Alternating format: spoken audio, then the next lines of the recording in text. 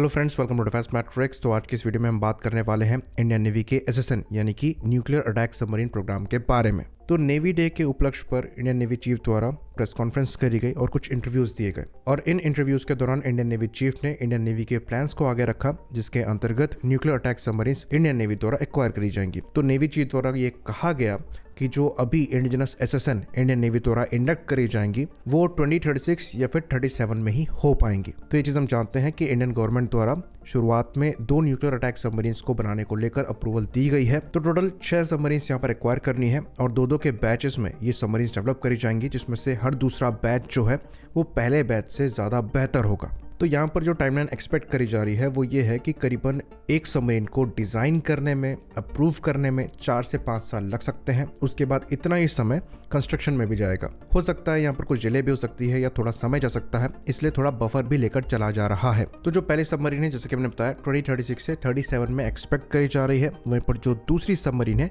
ये 2038 से 39 में एक्सपेक्ट करी जा रही है। उसके बाद यहाँ पर थोड़ा गैप आ सकता है सब्जेक्ट टू गवर्नमेंट का अप्रूवल। बाकी जो नेक्स्ट 2 सबमरीन्स हैं उन पर भी पैरेलल में काम किया जाएगा। जो टेक्नोलॉजिकल एडवांसमेंट रिक्वायर्ड है वो वहां पर अप्लाई किए जाएंगे, तो अगेन वहां थोड़ा समय जाएगा। तो इसको आप हमारे SSBN प्रोजेक्ट से कंपेयर कर सकते हैं। जैसे कि जो अरिहंत सबमरीन है ये एक टेक्नोलॉजिकल डेमोन्स्ट्रेशन थी, वहीं पर जो अरिघात है ये अरिहंत का ज्यादा एडवांस वर्जन था। वहीं पर जो S4 और S4 स्टार है इसमें आपको कैपेसिटी इंप्रूवमेंट और ज्यादा पावरफुल रिएक्टर मिलेगा। सेम केस SSN के केस में भी होगा। बिल्कुल वैसा ही मॉडल यहाँ पर आगे रखा जा रहा है। तो क्योंकि हमारे पास अरिहंत क्लास की SSBN डेवलप करने का एक्सपीरियंस है, साथ ही साथ हम S5 क्लास की सबमरीन्स पर भी काम कर रहे हैं, तो इन SSN को डेवलप करने में बहुत ज़्यादा समय नहीं लगना चाहिए।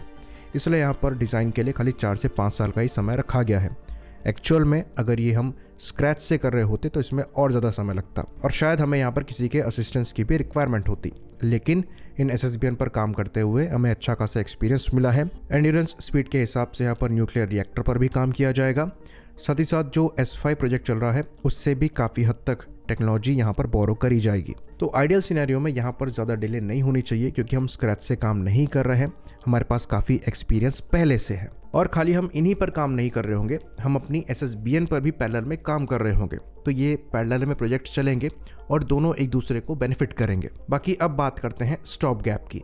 तो स्टॉप गैप के रूप में हम यहाँ पर रशिया से INS चक्रा को लीज पर लेकर आ रहे हैं और पास्ट में हम 2 INS चक्रा पहले से लीज कर चुके हैं।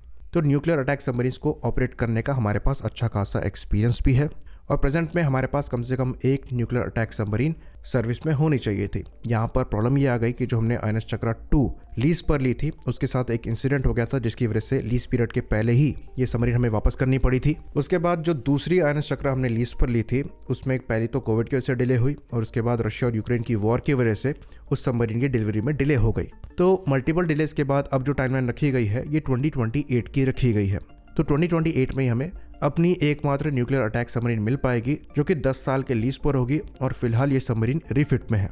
तो ये सबमरीन काफ़ी ज़्यादा एक्सपेंसिव है। करीबन $3 बिलियन हमने पे किए थे 2019 में, वो भी खाली 10 साल के लीज के लिए। तो ये अकुला क्लास की सबमरीन है, काफ़ी ज़्यादा कैपेबल भी है, पर फिलहाल ये 2028 से पहले नहीं आएगी। तो अगर वहाँ से हम लीजिंग पीरियड कैलकुलेट करें तो ये सबमरीन 2038 तक इंडियन नेवी को सर्व करनी चाहिए और उसी के आसपास इंडियन नेवी की जो डोमेस्टिक न्यूक्लियर अटैक सबमरीन होगी वो सर्विस में इंडक्ट होगी, जिसकी टाइमलाइन 2036 से 37 है। तो ये न्यूक्लियर अटैक सबमरीन काफ़ी सिग्निफिकेंट रोल प्ले करती हैं, स्पेशली लॉन्ग रेंज पेट्रोल के लिए। और क्योंकि अब हमारे इंटरेस्ट इकोनॉमी के साथ एक्सपैंड हो रहे हैं तो इन न्यूक्लियर अटैक सबमरीन की रिक्वायरमेंट इंडियन नेवी को पहले से काफ़ी ज़्यादा है और अब इसीलिए इंडियन नेवी द्वारा सीरियसली इस डायरेक्शन पर काम किया जा रहा है। शुरुआत में हमने जो INS चक्रा ली थी वो एक डेटरेंस के तौर पर थी और सिग्नलिंग के तौर पर थी, लेकिन अब इसका जो रोल है वो चेंज हुआ है। इंडियन नेवी के जो ऑपरेशन है वो एक्सपैंड हुए हैं, तो अब प्रॉपर लॉन्ग रेंज पेट्रोल हमारे द्वारा किए जाएंगे। इवन साउथ चाइना सी तक हम अपनी रीच बढ़ा रहे हैं, तो हमें ऐसी सबमरीन्स की रिक्वायरमेंट है।